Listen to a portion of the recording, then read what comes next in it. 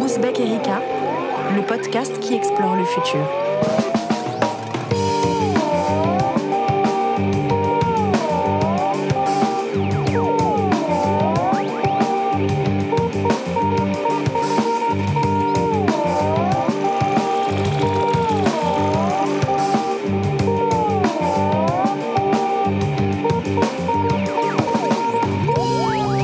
Salut les turfos et bienvenue dans ce podcast un peu spécial puisque uniquement consacré à notre autopromotion. Et oui, comme certains et certaines d'entre vous le savent peut-être, Ouzbek Erika c'est un podcast, d'accord, un site internet mis à jour quotidiennement grâce à nos petites mains, ok, mais aussi et d'abord historiquement un magazine qui est publié depuis des années, depuis 7 ans et que vous pouvez trouver tous les 3 mois dans vos kiosques préférés, dans les gares ou ailleurs. D'ailleurs, vous pouvez également vous y abonner sur notre belle plateforme en ligne puisque tout est lié et qu'on est très malin. Bref, il se trouve que pour le numéro 22, celui d'avril, mai et juin 2018, on a décidé d'évoquer en couverture et donc dans le dossier principal de notre magazine, la Chine. Et plus particulièrement, comme on explore le futur, les velléités du gouvernement chinois d'en faire un empire moderne fondé sur l'innovation technologique et capable de tailler des croupières aux géants américains. Alors pourquoi, comment, la Chine est-elle vraiment le laboratoire du futur ? Je ne vais pas tout vous révéler tout de suite dans mon introduction, sachant que nous retrouvons pour ce podcast un homme qui a disparu pendant 1 mois. Le merveilleux, l'exceptionnel Blaise Mao, notre révéré rédacteur en chef. Welcome back Blaise, comme on dit en chinois. Merci Guillaume, salut à tout le monde. Je n'étais absent que 2 semaines. Mais 1 mois pour nos auditeurs. Ça t'a paru très long. Nos auditeurs. Non, ça paraissait long, c'est pour ça. Et donc toujours pour m'accompagner dans cette exploration du futur et en l'occurrence de la Chine de 2018 et du futur, ma camarade Annabelle Laurent. Salut Annabelle. Salut Guillaume. Et le 4e larron de cette rédaction de Mousquetaires du futur, Vincent Louquez. Mes hommages. Salut Vincent. Alors Blaise, je vais te laisser prendre la parole parce que évidemment voilà, tu es de retour. Je me suis pas beaucoup étendu sur le sujet. J'aimerais juste que tu expliques à nos auditrices et à nos auditeurs un peu le back-office d'Ouzbek Erika. Comment ça t'est venu l'idée de consacrer un dossier à la Chine ? Ça fait un moment que ça nous trotte dans la tête. En fait, on n'a jamais vraiment fait de dossier jusqu'à maintenant dans le magazine comme ça frontalement sur un pays. On a fait des dossiers sur la condition animale, on a fait des dossiers sur la dictature verte, sur le rapport au corps avec les données, les objets connectés. Mais on tournait beaucoup autour de ça. Ça faisait longtemps qu'on avait envie de faire un peu frontalement un dossier géopo. Et c'est apparu comme une évidence qu'il fallait faire la Chine pour plusieurs raisons. La première, c'est que la Chine est omniprésente dans l'actualité, notamment une actualité assez flippante, en tout cas vue d'ici, c'est-à-dire on nous annonce que les Chinois vont tous nous bouffer, qu'ils sont en train de rattraper les États-Unis sur les budgets militaires, sur la surveillance technologique, sur les investissements dans l'intelligence artificielle. Les innovations scientifiques. Voilà, on nous parle des BATX, maintenant futurs successeurs et futurs dominateurs des GAFA, donc les géants chinois. Les plateformes du numérique chinois. Baidu, Tencent et compagnie. Et on avait envie un petit peu d'y voir plus clair, c'est-à-dire de faire le tri dans tout ça. Et de casser tous les préjugés qu'on a sur la Chine. Enfin, tous aurait été trop compliqué. On a que 20 pages dans ce dossier. Et quelques mains et 3-4 cerveaux. Voilà, qui sont face à moi. Et on s'est dit, prenons quand même, est-ce que les Chinois vont vraiment tous nous bouffer ? Est-ce que les Chinois sont vraiment en train de faire un laboratoire du futur totalement flippant qui ressemble à un épisode de la série Black Mirror ? Et on a essayé de déconstruire et parfois malheureusement de valider certains préjugés. Donc c'est ça qui est intéressant, c'est pas tout noir ou tout blanc.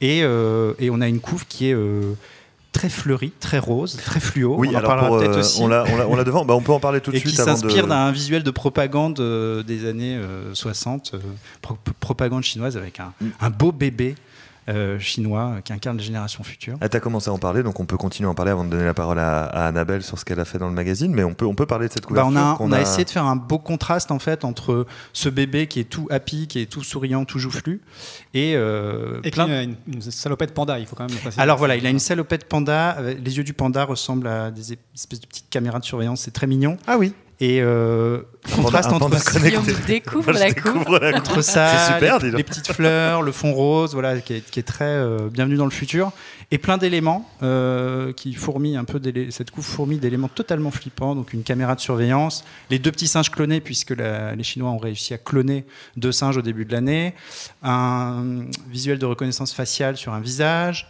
un planté de drapeau, un peu symbole géopolitique, où on avait envie de détourner un peu tous les symboles, montrer que ça va parler de techno, de géopo, de science, et une petite typo façon l'Empire contre-attaque de Star Wars. Oui, puisque le dossier est intitulé donc Chine : l'Empire No Limit. Je ne l'ai pas précisé dans mon introduction. Voilà. No Limit, donc une expression des années 90, on peut le dire. D'abord parce que c'était bien les années 90. Non, mais surtout parce que on s'est pas mal pris la tête sur le titre. C'est toujours compliqué de résumer. Surtout un dossier où il n'y a pas un seul angle, il y a vraiment plusieurs idées. On déconstruit ça en chapitres, donc c'était compliqué d'isoler une idée, un angle vraiment serré. No Limits, ça donnait l'idée que c'est un pays qui ose tout, en fait, et qui a un rapport à l'éthique assez différent de celui qu'on a en Europe, à la technologie aussi. On l'a exploré aussi avec la science-fiction, on va en parler. Je trouvais que No Limits, c'était une expression qu'on peut quand même comprendre, qui n'est pas non plus noir ou blanc. Moi, j'en ai un peu marre des titres caricaturaux, surtout sur la géopo, surtout sur la Chine. Donc, on a tenté de faire quelque chose qui est intriguant et en même temps assez bienvenu dans le futur, quoi. Voilà pour la présentation générale de ce dossier qu'a cornaqué donc Blaise. Annabelle, toi, au sein de ce dossier, tu as eu un truc assez simple à faire. Résumer en quelques pages tout ce qu'on peut lire sur la désormais fameuse notation citoyenne mise en place par le gouvernement chinois, le système de surveillance généralisée, etc. Tous les éléments qui tirent vers la dystopie et qui font dire à certains que effectivement la Chine, c'est comme dans Black Mirror. Alors, est-ce que c'est le cas, Annabelle ? En fait, c'est pas Black Mirror, c'est pire. Merde. C'est ça la mauvaise nouvelle. En effet, on a vu ces derniers mois apparaître beaucoup cette analogie avec Black Mirror, parce qu'il y avait quand même des ressemblances vraiment frappantes avec l'épisode, par exemple, Nosedive, je crois que c'est la saison 3, où la société est régulée par des notations. Et là, on a appris il y a quelques semaines ou mois maintenant que l'accès aux trains et aux avions pourrait être interdit aux personnes qui auraient écopé d'une mauvaise note sociale en Chine. D'accord. Donc on voit, il y avait beaucoup de parallèles. Il y en avait aussi.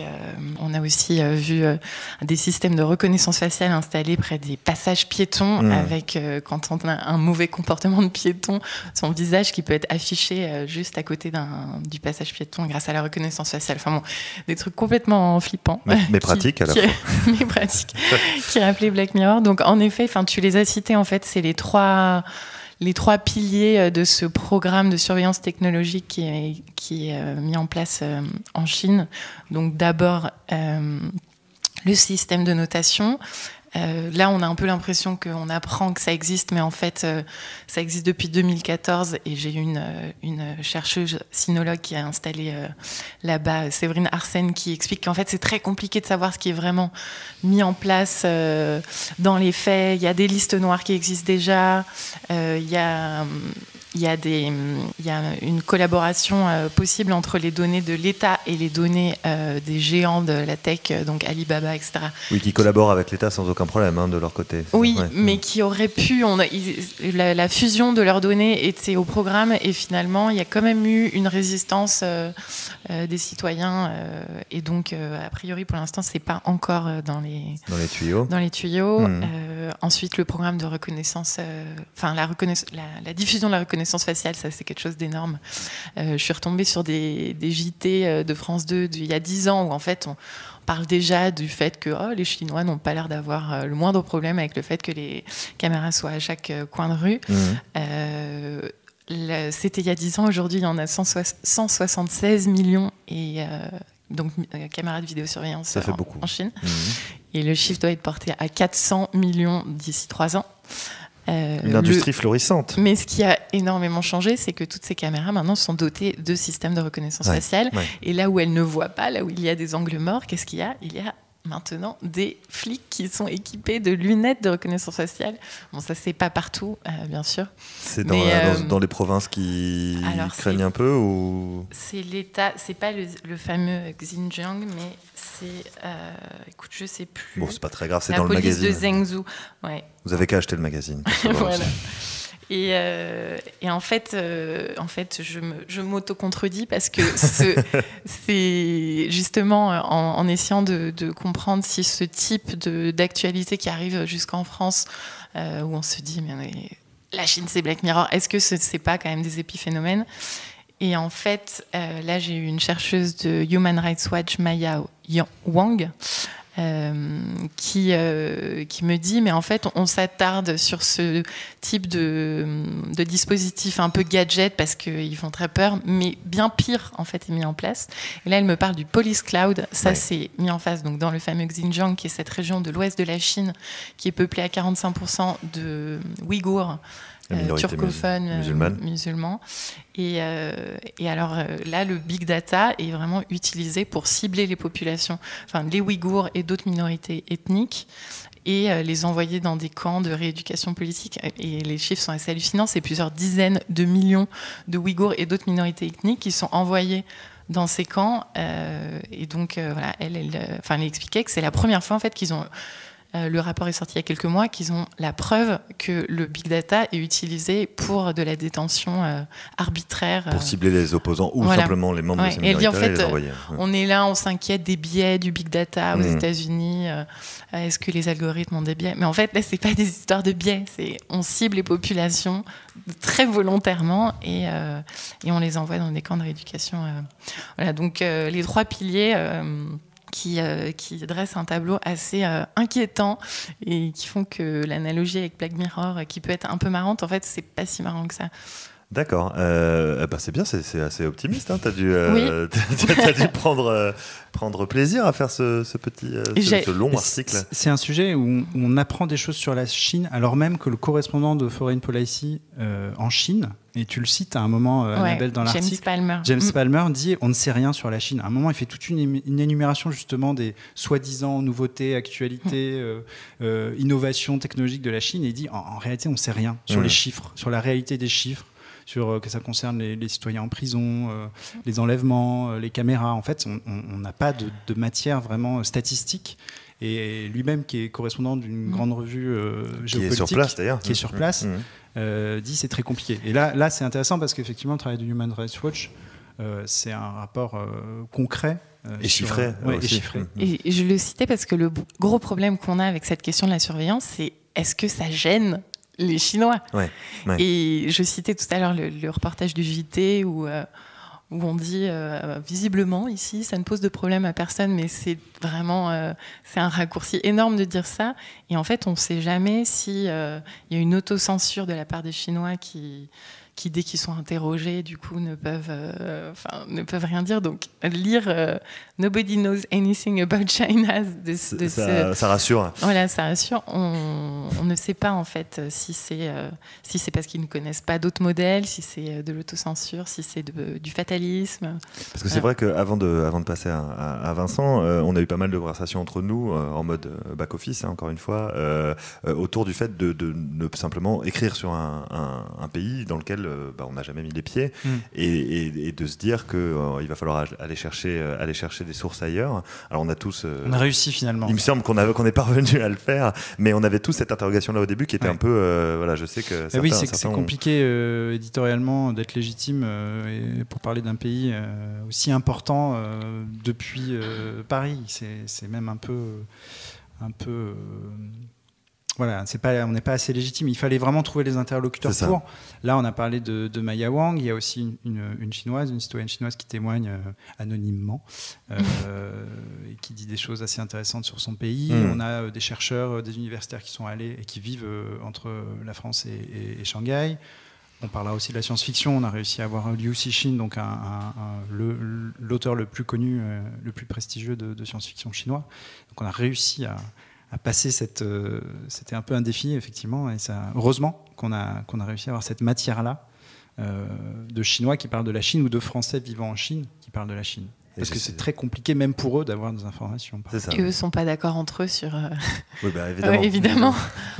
Alors, Vincent, toi, sous l'excellent titre un peu provoque, comme Blaise Les Chinois vont-ils tous nous bouffer ? Magnifique. Tu as dû répondre à la question simple aussi, hein, encore une fois, le 21e siècle sera-t-il dominé par la Chine ?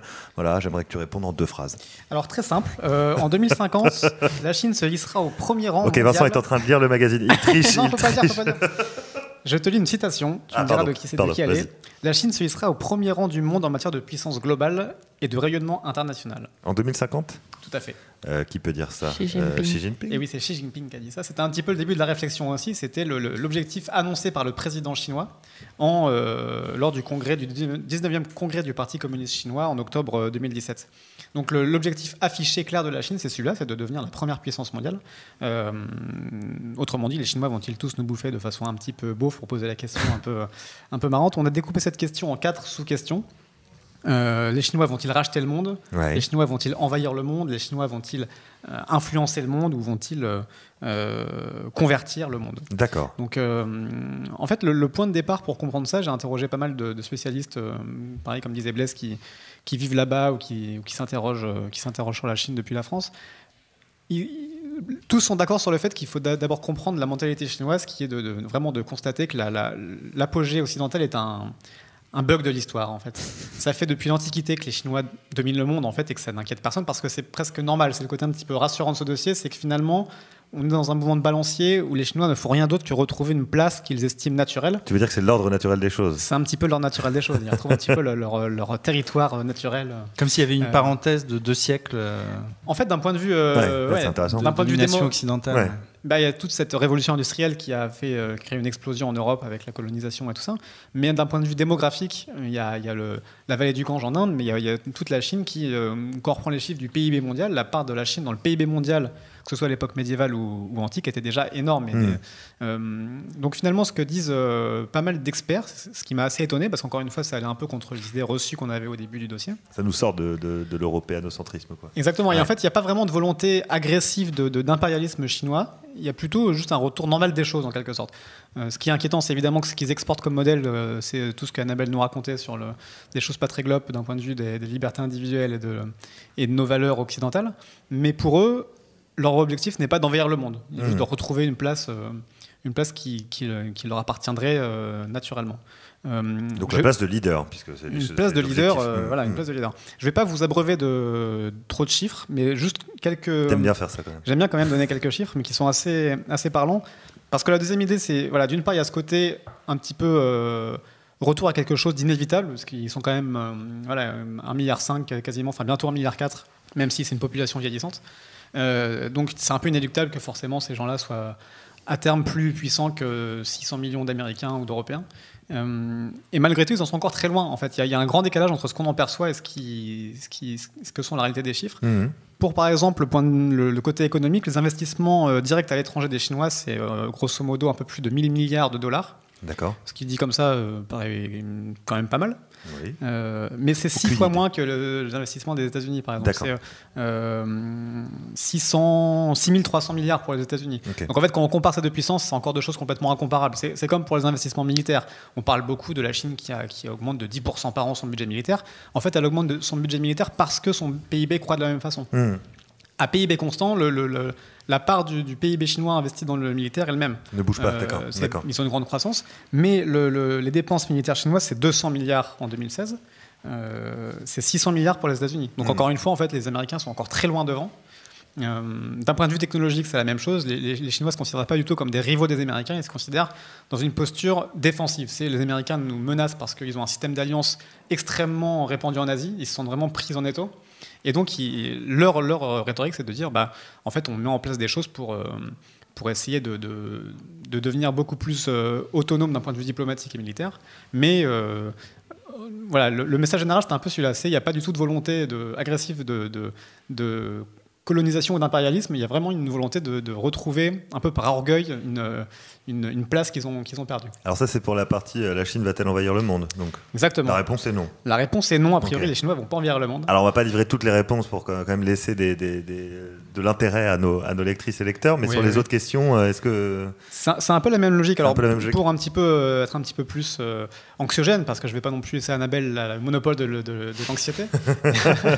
Ce serait un renversement de situation. Bah oui, c'est un peu trop bouleversant, donc je vais pas non plus m'adonner à ça. Mais sur la partie économique, il y a quand même une volonté de la Chine disons de guider cette politique économique de rachat de plein de choses. On sait que les Chinois rachètent des clubs de foot, rachètent des entreprises avec stratégiques, rachètent avec de plus ou moins de succès. CF Sochaux. C'est ça. Une petite pensée pour Sochaux. Je suis pas sûr que la contrôle du monde passe par le FC Sochaux, mais il y a d'autres secteurs. C'est très bien caché à ce moment-là, c'est un complot incroyable. Mais en fait, il y a un guidage politique implicite dans tout ce que font les Chinois. C'est ce que me racontait un des chercheurs occidental, mais qui travaille à l'université de Shanghai, qui est de dire qu'en fait, de premier abord, les entrepreneurs chinois sont libres d'investir où ils veulent, mais s'ils investissent pas là où le gouvernement leur demande d'investir, et 2 semaines après, ils disparaissent. D'accord. Voilà, donc c'est suggéré de façon assez autoritaire d'être dans des domaines assez stratégiques, et c'est là qu'on rejoint, alors on rigole, mais c'est pas drôle du tout, le côté en fait où transparaît quand même une version très autoritaire et dictatoriale de ce régime, c'est-à-dire que même à l'étranger, de ce que me disaient les gens que j'interrogeais, même à l'étranger, les entrepreneurs qui n'obéissent pas disparaissent. Donc ils peuvent être enlevés dans des villes n'importe où en Asie, en Afrique, voire en Europe. Donc c'est tout ça pour inciter d'un point de vue géostratégique tous les investisseurs a priori privés ou autonomes chinois à investir dans tout ce qu'on sait, donc les terres rares, les ressources en énergie ou en matières premières, en terres arables.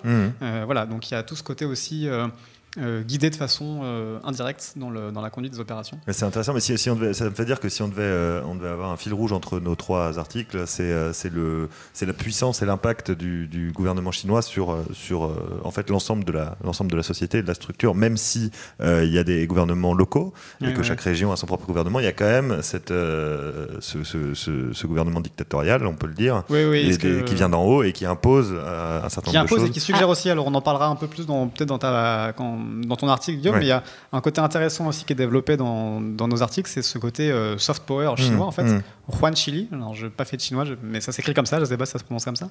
Mais où, en fait, il y a tout dans les instances onusiennes, dans les instances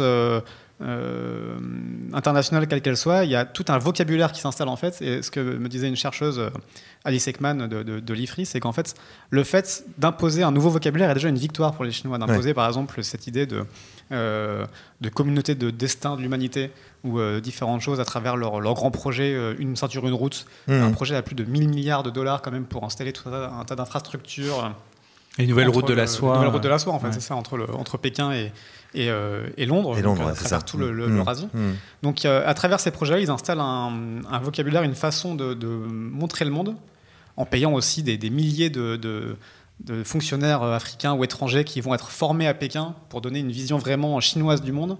Il y a tout un travail, ils investissent beaucoup d'argent et de moyens pour que tous les pays émergents, ou voire même les pays développés, aient une vision différente un contre-modèle, quoi. Un contre-modèle au niveau mondial. De dire, en fait, le développement ne passe pas forcément par le modèle américain libéral. On peut aussi se développer de façon très prospère à travers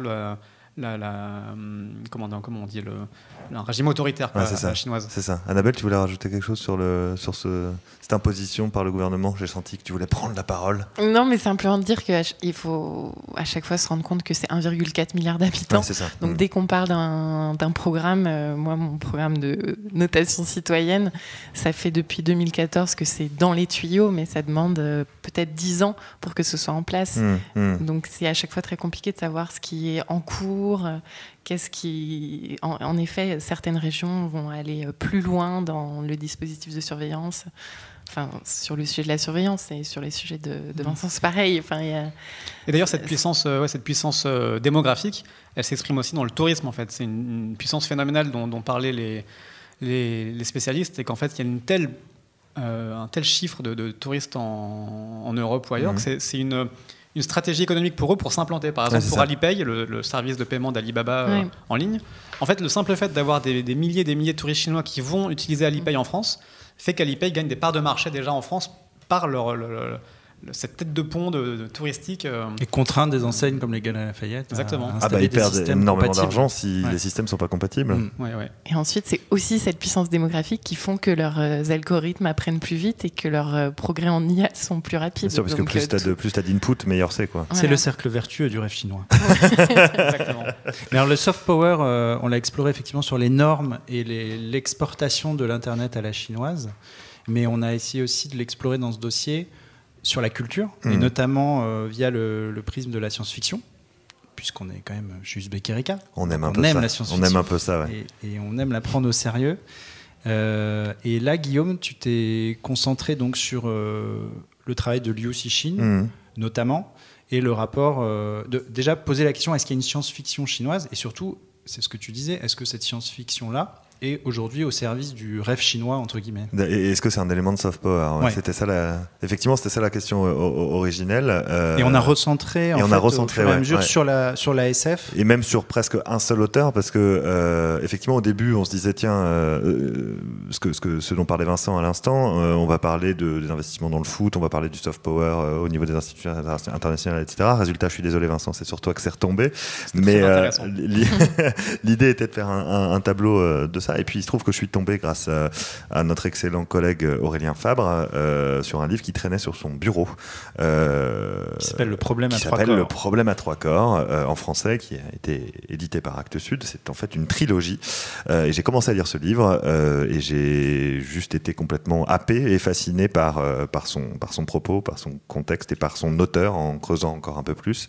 Et grâce à son traducteur, notamment Gwenaël Gaffric, le traducteur français de Liu Cixin du problème à trois corps, j'ai pu, grâce à ses connaissances, me plonger dans la science-fiction chinoise et dans la manière dont, encore une fois, le gouvernement, au vu du succès récent de Liu Cixin, tente de mettre la main dessus de différentes façons. Voilà, c'est ce que j'ai exploré moi dans mon papier. Mais justement, alors quelle forme ça prend? Parce qu'effectivement, Liu Cixin a eu le prix Hugo, donc un des prix très prestigieux, le plus prestigieux prix international de science-fiction.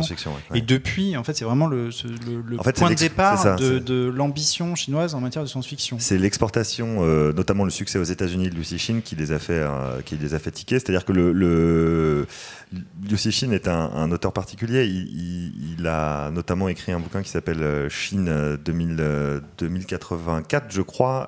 Quand il était plus jeune. Qui n'a jamais été ouais. publié en livre, mais qui traîne encore sur Internet. J'ai malheureusement pas pu mettre la main dessus. Qui était extrêmement critique envers le gouvernement, en tout cas les formes de dictature. Et dans Le problème à trois corps, notamment dans son édition française, ça commence par une critique assez radicale de la révolution culturelle. Et moi, en tant qu'Européen qui ne connaît pas grand-chose à ce qui se passe en Chine actuellement par rapport à l'histoire de la Chine, je me suis dit, dis donc, le côté subversif de la science-fiction existe, génial.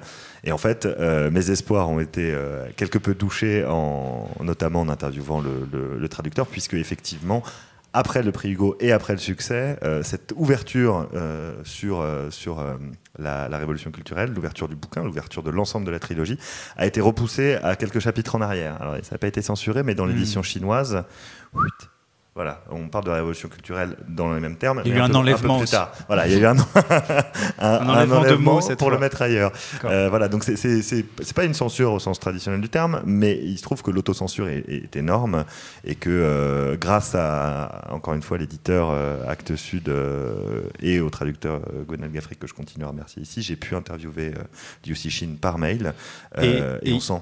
Il dit des choses vraiment intéressantes, Ouais. ambivalentes aussi. C'est à un ça, moment, on il sent nous dit l'ambivalence. qu'il est toujours bon d'avoir à ses côtés, d'être soutenu par le gouvernement. Il est toujours bon de disposer, du soutien des autorités. Et en même temps, il se lâche aussi sur... alors, si j'ai bien compris, il explique qu'il n'y a pas une vision chinoise de science-fiction, mais il laisse quand même comprendre que sur des questions comme le clonage, sur des questions notamment scientifiques, qui posent des débats éthiques qui pour nous sont problématiques aujourd'hui en France et en Europe, la Chine, les Chinois plutôt, n'ont pas du tout ce rapport-là. C'est des sujets qui sont beaucoup plus acceptable là-bas. En tout cas, on peut plus facilement lâcher ses imaginaires sur des sujets comme ça. Oui, c'est-à-dire que ça fait partie de la base de la science-fiction chinoise actuelle. C'est-à-dire que pour eux, le clonage et même l'augmentation des compétences, etc., c'est quelque chose de tout à fait, de presque naturel. C'est le prolongement naturel des découvertes scientifiques actuelles. C'est-à-dire qu'on y va et c'est assez logique. Il dit également, et c'est compliqué parce qu'il réside en Chine, il dit également que le soutien des autorités est intéressant, mais qu'effectivement, il ne veut pas faire de science-fiction chinoise, il veut être considéré comme un auteur de science-fiction. Comme un auteur tout court d'ailleurs, c'est-à-dire qu'il n'y a pas d'imaginaire chinois de la science-fiction. Mais dans le même temps, il dit c'est quand même sympa la science-fiction puisque ça permet de promouvoir le rêve chinois, qui est quand même un terme qui est le mot de Xi Jinping, que Xi Jinping veut promouvoir et développer à l'international. Donc il est toujours dans ce double mouvement de oui, j'écris des choses qui s'adressent à l'humanité tout entière. Il dit aussi que les jeunes Chinois en ont un peu marre et ça rejoint aussi la communauté de destin. Donc à chaque fois il y a cette ambivalence. Il dit que les jeunes Chinois veulent faire partie de l'humanité, etc. Mais quand on connaît le discours du gouvernement chinois derrière, on sent que tout ça est très récupérable.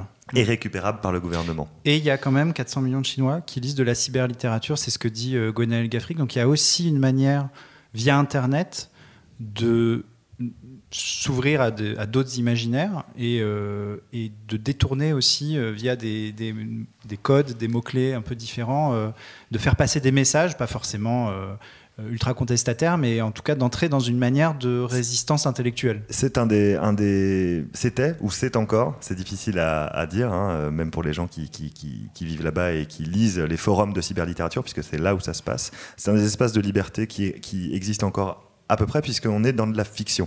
Il se trouve qu'il y a un sous-genre de cyberlittérature qui est extrêmement répandu, qui est le voyage dans le temps de Chinois de 2018, qui vont voyager à l'époque des grandes dynasties chinoises, et qui donc, pour certains d'entre eux, vont tenter d'influencer le cours de l'histoire, ou alors de créer des petites sociétés parfaites. Et il se trouve qu'un certain nombre de ces sociétés parfaites ne sont pas du tout dictatoriales, et au contraire extrêmement démocratiques. Donc, ça donne lieu à quelques conversations sur les forums. Aucun message. Rien du tout, que dalle. Et voilà, c'est des conversations qui sont pas forcément surveillées au point où sont surveillés l'ensemble des réseaux sociaux, puisque il y a cette excuse, on va dire, de la fiction, mais qui, selon Gwenaël Gafric, encore une fois, qui est un grand connaisseur de notamment la cyberlittérature de science-fiction chinoise, risque de l'être maintenant, puisque le succès de Liu Cixin et de la trilogie des 3 corps fait que les auteurs de science-fiction vont être un petit peu plus surveillés par le gouvernement chinois. Voilà, c'était l'idée de raconter tout ça dans ce papier. Mais il n'y a pas que de la Chine dans le Nouvel Ouzbek Erika. Qu'est-ce qu'il y a, Blaise, dans le Nouvel Ouzbek Erika ? Plein d'autres choses. Dis-moi. Il y a une belle utopie sur la fin des frontières. On a essayé de questionner l'explosion et malheureusement des murs, des frontières et l'explosion des États à une époque où on nous annonçait il y a 20 ans un peu l'unification du monde et la mondialisation heureuse. On se rend compte qu'on est dans une ère de sécessionnisme, de découpage territorial et de crise migratoire. Donc on a essayé d'explorer la belle idée de fin des frontières aujourd'hui. Est-ce qu'elle a encore une vie et un avenir? On a fait un long portrait histoire de Peter Thiel, l'investisseur de la Silicon Valley qui veut désormais officiellement abandonner la démocratie et qui pense que la technologie va pouvoir achever la politique. Très bien. Tout simplement. On a super papier d'Annabelle sur le projet de David Nutt, un médecin anglais. David Noisette. Voilà. Oui. Monsieur Noisette a mis au point l'alcosynth, qui est donc en fait un alcool de synthèse, donc qui permet de s'enivrer sans les effets négatifs de l'alcool. Ah. Très intéressant. Sans gueule de bois, sans ravage. Est-ce que tu l'as testé, Annabelle, surtout? Non, j'aurais bien aimé. Voilà, mais le prochain crash test. Voilà, exactement. On a aussi un super hacker qui veut créer une académie pour politiser les hackers, puisqu'ils disent tous des glandeurs et il faut vite c'est un type assez incroyable qui est parti combattre Daesh avec les Kurdes et qui maintenant vit à Barcelone et veut créer cette académie quasi militaire où il y a sport et formation intellectuelle pour politiser les hackers. Super. Et puis en plein de choses, un scénario sur le jour où on libérera les animaux d'élevage. Qu'est-ce qu'ils vont devenir? Parce qu'en fait, c'est des animaux qui n'ont pas de destinée propre, qui ont été formés en fait à être consommés, qui, quand on les lâche dans la nature ou quand ils s'échappent aujourd'hui, c'est compliqué. n'ont pas de projet. Et donc, comment faire? Quel avenir pour tous ces cochons Le jour où on libérera tous les cochons. Alors, ça fait partie des questions auxquelles on répond dans le magazine d'Ouzbek, qui est toujours disponible en kiosque. Allez-y, précipitez-vous dessus. C'est pour la modique somme de 6,90 €. Franchement, c'est presque donné. Le tout, donc, cornaqué également au niveau graphique par Marine Benz et Florent Texier, si je ne me trompe pas. Tout à fait. C'est ça, nos charmants camarades qui sont dans les locaux avec nous. Merci à vous toutes et tous de nous écouter, de nous mettre des petites étoiles, des petits pouces. Je ne sais pas ce que c'est exactement. Sur iTunes, c'est des étoiles, je crois. Tu voulais rajouter quelque chose ? Merci à Roman. Et merci à Roman. J'allais le faire. Merci à Roman qui est comme d'habitude derrière la régie. À très bientôt.